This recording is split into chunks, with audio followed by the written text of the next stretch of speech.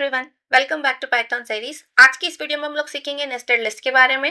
Nested list का मतलब होता है लिस्ट विद इन लिस्ट।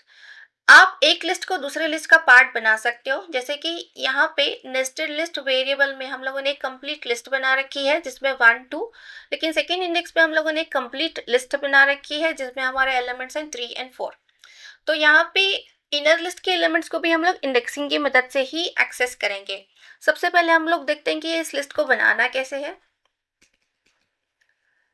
तो यहाँ पे हम लोगों ने सेम लिस्ट बना रखी है।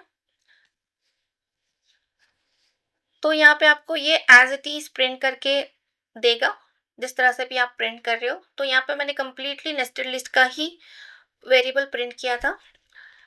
अगर आपको सिंगल एलिमेंट्स एक्सेस करना है या फिर आपको कई सारे नेस्टेड लिस्ट आपको एक ही वेरिएबल में बनाना है, तभी भी आप कर सकते हो। जैसे कि मान लो कि आपको एक ही स्टूडेंट के कई मार्क्स स्टोर करने हैं, तो आप इनर लिस्ट यूज करके सारे मार्क्स को स्पेसिफाई कर सकते हो। जैसे ये मैथ्स, साइंस और इंग्लिश, ऐसे अलग अलग डिफरेंट सब्जेक्ट्स के मार्क्स हैं, लेकिन वो एक ही स्टूडेंट से बिलोंग करते हैं। तो आप इनर लिस्ट यूज करके सारे मार्क्स को मेंशन कर सकते हो। यहाँ पे मैंने 3 स्टूडेंट्स के लिए मार्क्स मेंशन किए हुए हैं 3 इनर लिस्ट यूज करके।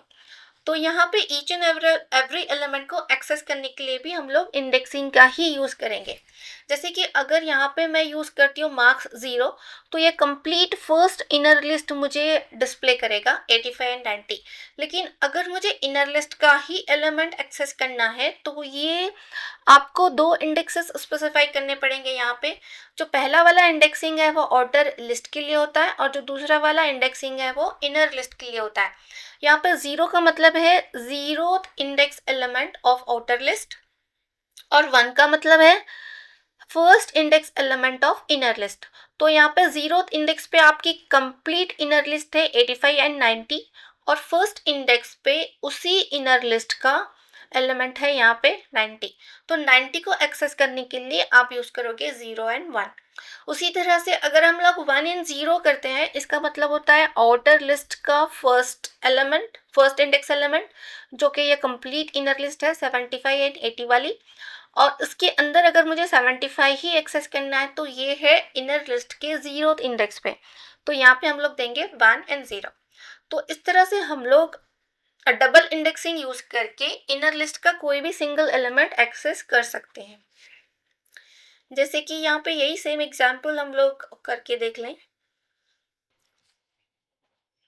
तो यहाँ पे आप देख रहे हैं, फर्स्ट ऑफ ऑल हम लोगों ने सारी लिस्ट प्रिंट कर ली है। तो यहाँ पे मैंने ये सारा वाला 0th इंडेक्स का एलिमेंट इनर लिस्ट प्रिंट किया हुआ है। उसके बाद हम लोगों ने 0th एलिमेंट का इनर लिस्ट का फर्स्ट इंडेक्स वाला एलिमेंट जो कि 90 है वो प्रिंट होगा। उसी तरह फर्स्ट इंडेक्स पे जो आपकी इनर लिस्ट है उसका मुझे 0th इंडेक्स एलिमेंट प्रिंट करना है जो कि 75 है।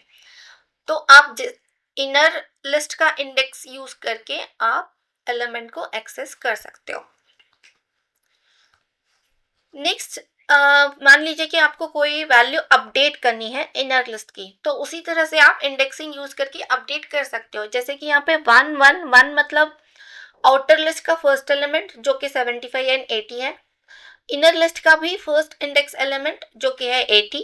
मुझे 80 की वैल्यू अपडेट करनी है 95 से, तो यहाँ पे हम लोग इक्वल टू साइन यूज करके आप 95 रीअसाइन कर सकते हो। तो जब आप इसको रन करोगे तो आपको आउटपुट मिलेगा सेकेंड एलिमेंट में 75 एंड 90। यही सेम चीज आप करके भी देख सकते हो।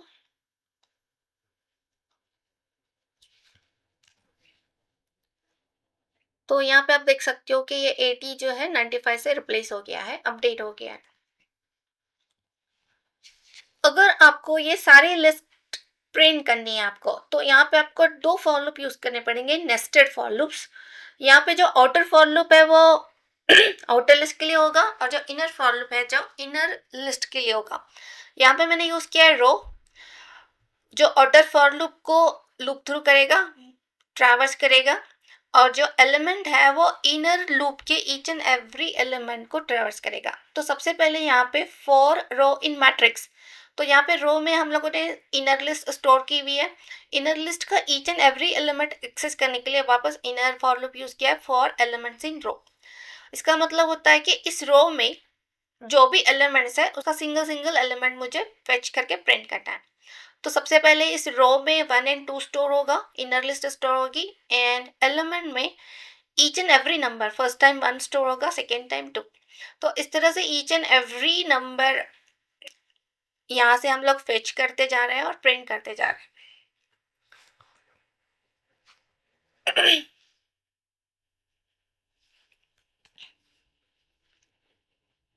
तो यहाँ पे आप देख सकते हो कि ये जो है मेरा 0th इंडेक्स एलिमेंट है ऑर्डर लूप का, ये फर्स्ट इंडेक्स एलिमेंट है और ये सेकेंड इंडेक्स एलिमेंट, और यहाँ पे हम लोग इनर लूप यूज करके सारे एलिमेंट्स को प्रिंट करने की कोशिश कर रहे हैं।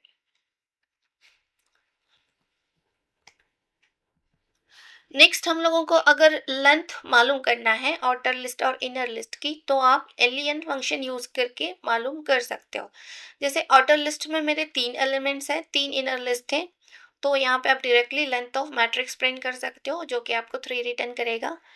और अगर मुझे 0th इंडेक्स पे कितने एलिमेंट्स हैं यही पता करना है, तो आप यहाँ पे लेंथ ऑफ मैट्रिक्स 0 यूज करके प्रिंट कर सकते हो, जो कि ये आपको देगा 2।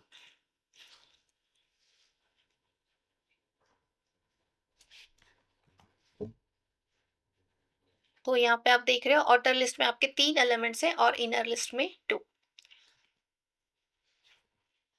अगर आपको at the end of the list elements add करने हैं या फिर इनर लिस्ट ऐड करनी है, तो आप अपेंड यूज करके कर सकते हो। जैसे कि मैंने यहाँ पे डायरेक्टली आउटर लिस्ट में अपेंड करना है और एक इनर लिस्ट को, तो यहाँ पे matrix dot append 7 8, that means already जो भी इनर लिस्ट आपके हैं वो ऐसे ही रहेंगे और एट द एंड ये वाली इनर लिस्ट अपेंड हो जाएगी।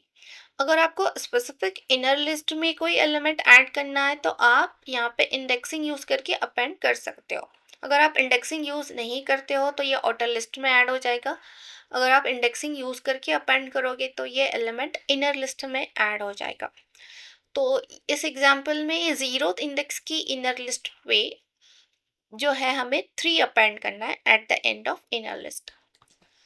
तो यहाँ पे सेम एग्जाम्पल आप चला के देख सकते हो। यहाँ पे मैंने 7 8 डायरेक्टली मैट्रिक्स पे अपेंड किया हुआ है।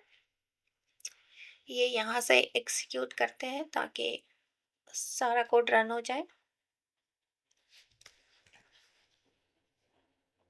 तो ये वाली आपकी मैट्रिक्स में ऑलरेडी 1 2 3 4 5 6 3 इनर लिस्ट थे। अपेंड करने के बाद आपके हो गए 4 इनर लिस्ट। तो ये 7 8 इनर लिस्ट जो है वो at the end of matrix append हो गई है। उसी तरह से हम लोगों ने 0th इनर लिस्ट पे 3 अपेंड किया हुआ है, तो ये आपकी इनर लिस्ट हो गई 1 2 3। तो इस तरह से आप सिंगल एलिमेंट इनर लिस्ट में भी अपेंड कर सकते हो या फिर आप कंप्लीट इनर लिस्ट भी अपेंड कर सकते हो। इंडेक्सिंग होती कैसे है? जैसे कि मान लीजिए कि ये आपका मैट्रिक्स है in the form of rose and columns. ये आपका मैट्रिक्स है, ये 1 2 3 4 5 6 7 8 9।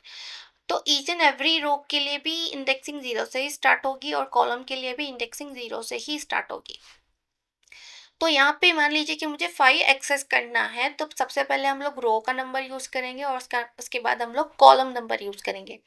जैसे कि मेरा 5 अगर आपको एक्सेस करना है तो मेरा रो नंबर है 1 और कॉलम नंबर भी है 1। तो 1 1 आएगा, फर्स्ट एंड फर्स्ट इंडेक्स पे आपका आउटपुट आएगा 5।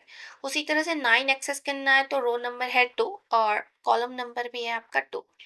मान लीजिए कि आपको 4 एक्सेस करना है तो रो नंबर है 1 और कॉलम नंबर है 0, तो आपको इंडेक्सिंग यूज़ करनी पड़ेगी 1 एंड 0।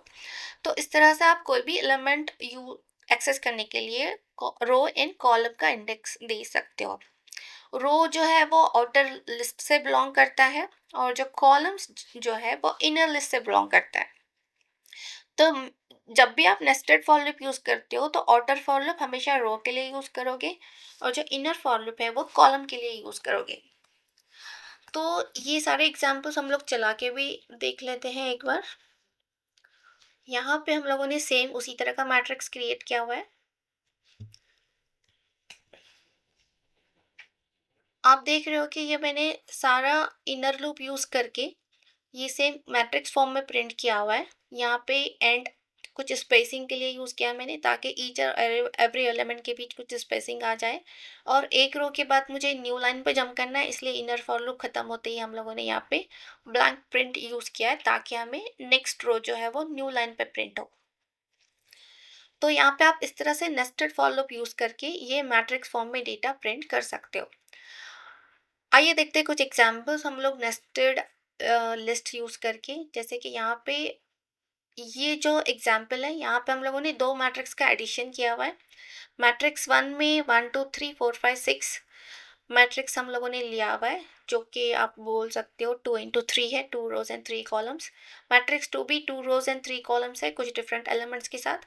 इन दोनों को ऐड करके मुझे स्टोर करना है रिजल्ट मैट्रिक्स में, जिसमें बाय डिफॉल्ट मैंने सारे एलिमेंट्स 0 स्टोर किए हुए।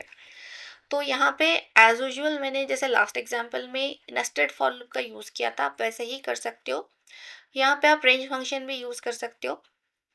आउटर लूप मुझे चलाना है लेंथ ऑफ मैट्रिक्स वन, और जो इनर लूप है मुझे चलाना है लेंथ ऑफ ईच रो। तो इसलिए मैंने किया है मैट्रिक्स वन ऑफ 0, क्योंकि ईच एंड एवरी रो की लेंथ तक हमें चलाना है। आप चाहो तो लास्ट टाइम हम लोगों ने जिस तरह से इन ऑपरेटर यूज़ करके रो एंड एलिमेंट यूज़ किया था, उस तरह से भी आप कर सकते हो, या फिर आप रेंज फंक्शन यूज़ करके भी आप कर सकते हो।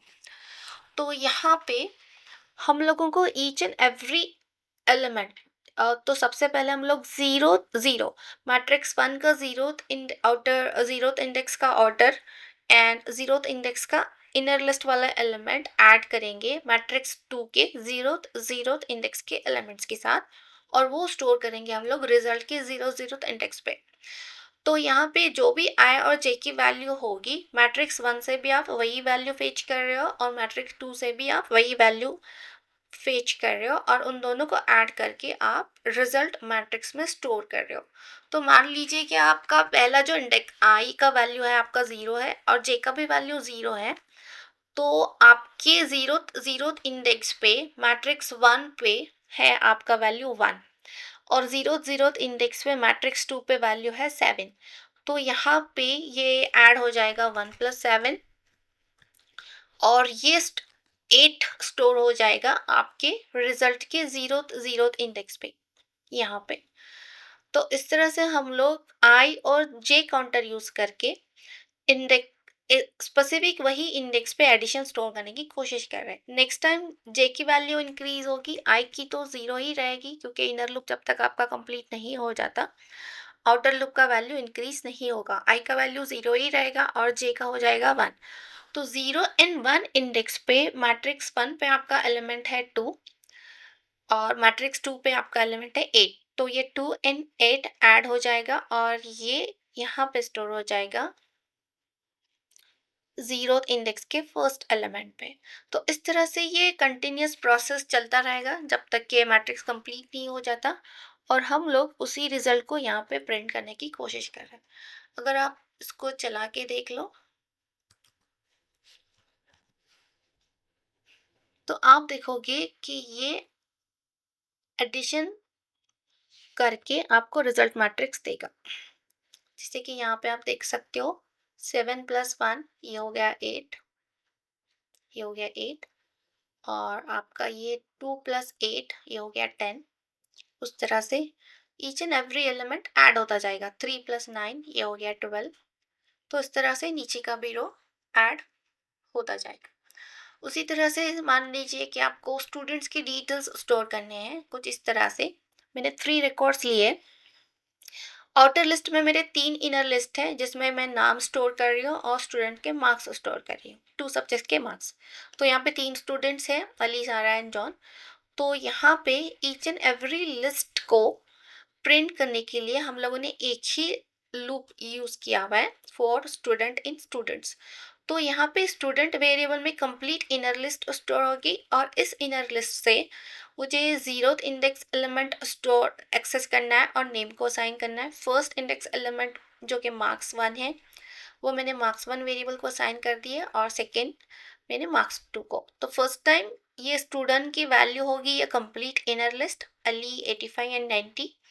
अली जो है वो नेम को असाइन हो जाएगा, 85 मार्क्स 1 को असाइन हो जाएगा, और जो 90 है वो मार्क्स 2 को असाइन हो जाएगा। हम लोगों ने यहाँ पे total and average find out किया है, और उसी तरह से इन सारी चीज़ों को प्रिंट किया हुआ है। तो ये लूप 3 बार चलेगा, 3 रिकॉर्ड्स के लिए, और ये आपको हर स्टूडेंट का सम एंड एवरेज प्रिंट करके देगा। तो यहाँ पे आप देख सकते हो कि पहला स्टूडेंट है अली, जिसके मार्क्स है 85 एंड 90, टोटल है 175 और एवरेज है 87। उसी तरह से सारा और जॉन के हम लोगों ने एडिशन और एवरेज प्रिंट की हुई है। इस तरह से आप इनर लिस्ट का यूज़ करके स्टूडेंट के कई रिकॉर्ड्स स्टोर कर सकते हो। आई होप आपको नेस्टेड लूप क्लियर हो गया होगा। नेक्स्ट वीडियो में फिर मिलते हैं कुछ नए कॉन्सेप्ट्स के साथ। तब तक के लिए टेक केयर, कीप प्लानिंग।